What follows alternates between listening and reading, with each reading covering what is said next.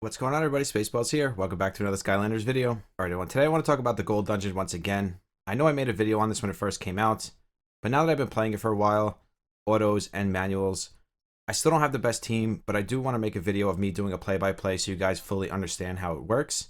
So let's get right into this one here, and let's pull up this gold dungeon.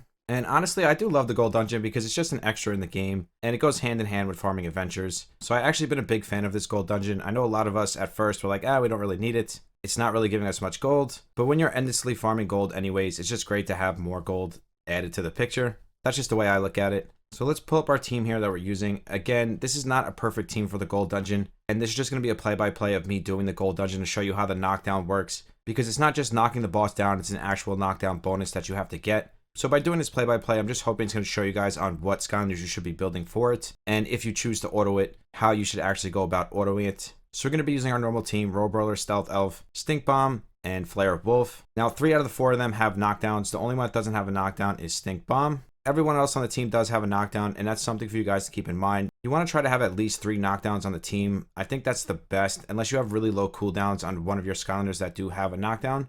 Other than that, I really feel like it's important to have as many knockdowns as possible. This way you can really take advantage of the knockdown bonus. And of course, the less cooldowns, the less mana cost on that knockdown skill is even better. So for example, something like a Stealth Elf, it's only 2 mana used, 2 turn cooldown, and she gets a knockdown. And the thing with this is it also has a 3 endurance down. So if the boss has 3 endurance left, she can use her A1 and then she'll put the boss in knockdown status. And then you can use your damage dealers like Roll Brawler, Stink Bomb, and Flare Wolf. And then that will stack the knockdown bonus, which will give you more gold. So let's get into a run here, and I will show you a full play-by-play. I honestly think the gold boss looks amazing. She's one of the best looking bosses in the game. Let me take this off auto quickly. Okay, so we're off auto. So we see on the top left here, we have a treasure chest with an 8 on it. That 8 represents the boss's endurance down, or represents the boss's endurance, I should say. So we have to take this down 8 endurance before we can knock the boss down. Well, not 8 endurance, we have to take it down. So let's say Stealth Elf has 3 endurance down. So we have to take this number down to 3 to get the knockdown bonus. But to make it clear, she has to be knocked down and you have to do damage to her. That is the only way you get extra gold from the knockdown bonus. So just keep that in mind. Getting actual knockdowns don't do anything for you. It's what you do after the knockdown that counts. So now on my first turn here, being we only have 3 mana, and I'm not using the best team for the gold dungeon at the moment, what I try to do is take as much endurance down as I can. So on the following turn, I could use like my Flare Wolf's A2, or my Roll Brawler's A1, or even Stealth Elf's A1 at that. So on the following turn, I can get a little bit of knockdown bonus. Now on the earlier turns, you're not going to have that much mana, so it is going to be harder for you to stack the knockdown bonus. So what I like to do is go with Stink Bomb's A1, and what this does is put up some debuffs, and it does a little bit of damage to her, and it takes the endurance down by 2. Then I'll use Roll Brawler's A2. This will take 2 endurance down and put up some more debuffs and damage, which is beautiful. And this will leave her at 4 endurance down. Now on the earlier turns, this strategy doesn't work as good.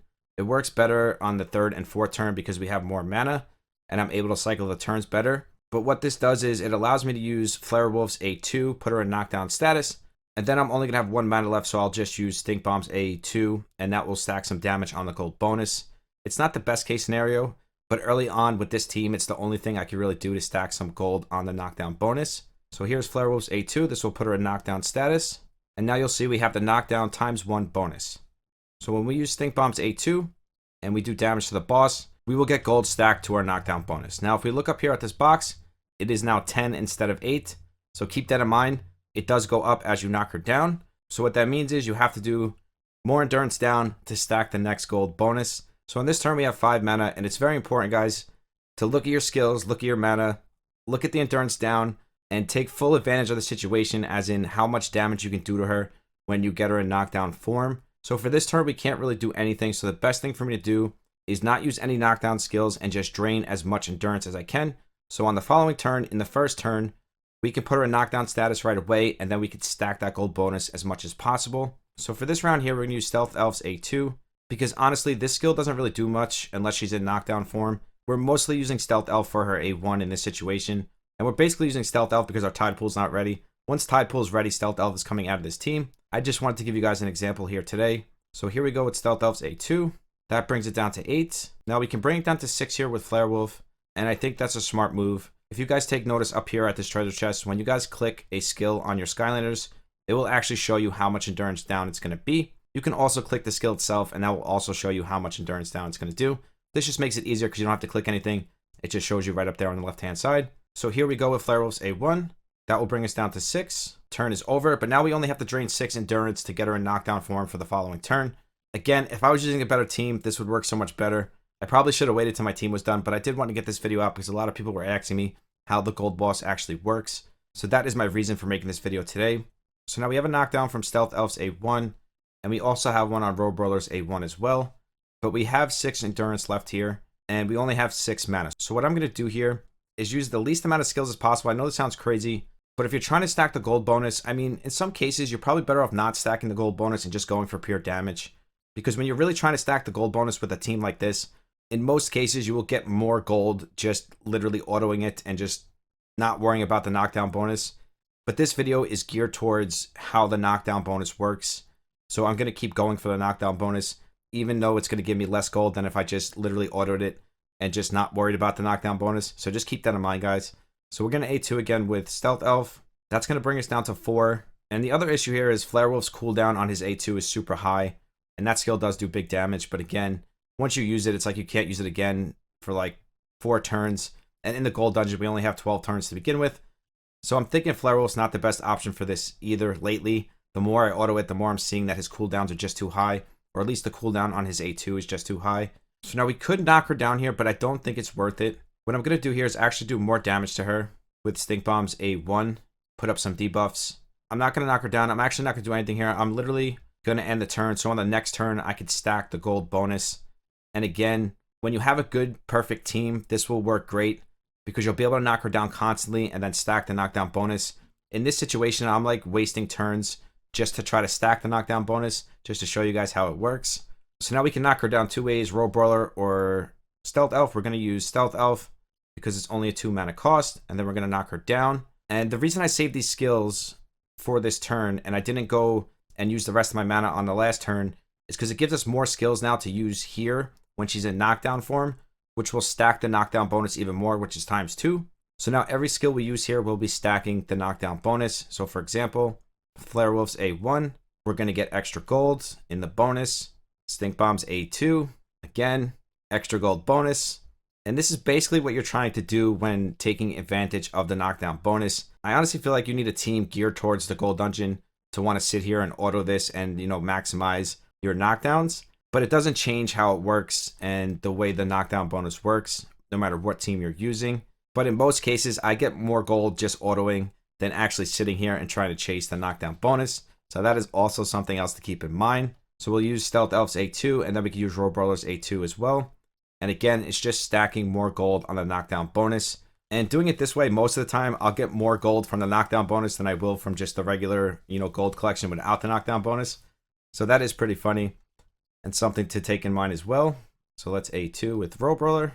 And again, you see all those big numbers, which is giving us a ton of extra bonus. Now we're up to 12. So basically what we're going to do for the next turn or 2 is just try to drain as much endurance as possible. And we'll also stack mana at the same time. We're not going to use Flare Wolf's A2 until she's knocked down or close to being knocked down because we want to take advantage of his skill.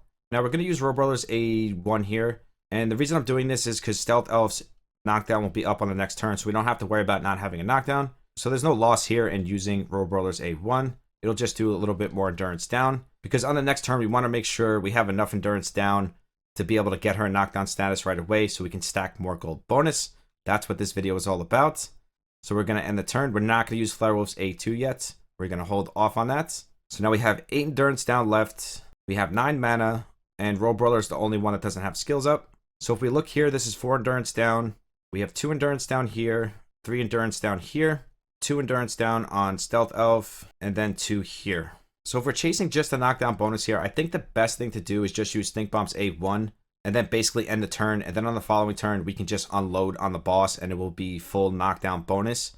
So let's do that here and see what kind of numbers we can get. So we're going to use Stink Bomb's A1. So we're not going to do anything else here because the way I'm seeing it, on the next turn, Reno's going to have her attack buff up.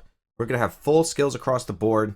And we're going to be able to put her in knockdown status immediately. And then we could basically unload on the boss, which is going to give us like max benefit out of the knockdown bonus.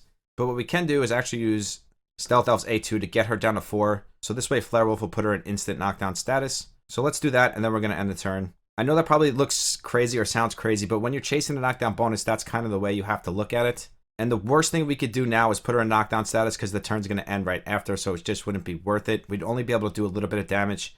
And now this way we're going to be able to maximize our damage with the knockdown bonus. I'm just trying to explain it as clear as I can for you guys, or the way I'm seeing it. Again, this is just my opinion and the way I'm seeing it. So now we have the attack buff from Reno. We can put her in instant knockdown status with Flare Wolf, and then we can just unload on her. I feel like that's a better situation than last turn, than just knocking her down and only being able to use like one skill on her. Now we can just unload on her, which is going to maximize our knockdown bonus. So let's see how it works. So now we have the attack buff from Reno. We're going to knock her down with Flare Wolf. And now we can just sit here and unload on her. So we got the A1 from Flare Wolf. Boom. We got the A2 from Roll Brawler. Big damage. So now we can go two ways with this. So we can use Roll Brawler's A1 and Stink Bomb's A2. Or we can use Stealth Elf's A2. I think it would be better to use Stealth Elf. I think she'll do more damage than Roll Brawler's A1 here. All right, let's do Stink Bombs first because we're definitely going to do that. So that's good damage. The question here for me is which one's going to do more damage, Roll Brawler's A1 or Stealth Elf's A2. Let's just go with Roll Brawler's A1 because it has a longer cooldown. So we'll just do that. Something tells me Stealth Elf would have done more damage though. So now we have 11 turns. So what we're trying to do now is just drain as much endurance as we can. So on the last turn, we can at least get one more knockdown bonus. So we're going to use all the skills we possibly can here. And this turn here is our last turn. So whatever we get here, again, we want to try to stack as much knockdown bonus as we can. So in order to use Roll Brawlers, we need 2 endurance left to get the knockdown up. So really here, there's not much we can do. We'll try to drain as much as we can to get Roll Brawlers A3 to knock her down. And then we'll try to finish up with Stink Bomb skills. So this is 3 endurance down. So that was a mistake. I should have used Stink Bomb's A2 instead of Stealth Elf, but that's okay. You guys get the point here. So let's do Stink Bomb's A2. Then we'll knock down with Roll Brawler, and then we'll finish up with Flare Wolf and Stink Bomb. And again, this is me just trying to maximize the knockdown bonus to show you guys how effective it could be, whether you want to auto or sit here and manual and work for this knockdown bonus. With the right team, I feel like this could be the best way to do it because you could probably max out your gold every single time. Again, this isn't the best team for it, but you guys do get the point. That's the old ball game, so let's see how much gold we got. So we basically got just as much knockdown bonus as we did basic reward, and that was the point I was trying to make before. So we got 160k gold, the max is 250. Again, this team is not geared towards the gold dungeon, so if you're using a really good team, you can actually max out the bonus every single time. So that is the way the gold dungeon works, guys. That is what you're going for if you're trying to manual and maximize your knockdown bonus. That is how it works. So I hope this clears things up for you guys when you're doing your gold dungeon runs. Thank you guys so much for the love and support here on YouTube. We are still growing so fast. Once again, we are so close to 2.5k subs. Once we reach it, we will start another sub celebration giveaway. I'm going to be picking the winners for the cookie giveaway on Monday, along with the random giveaway winners here on YouTube. That's why I haven't picked any winners yet, because I'm just going to do it all on Monday. So this is your last chance to join all the giveaways. So make sure you're commenting, liking, and you're sub to the channel to join all of these giveaways. If you want to join me on Twitch and Discord, that is linked down below. We do 2 monthly giveaways on Discord, random giveaways on Twitch. I truly do love each and every single one of you. I will see you in the next one. Spaceballs out. Peace.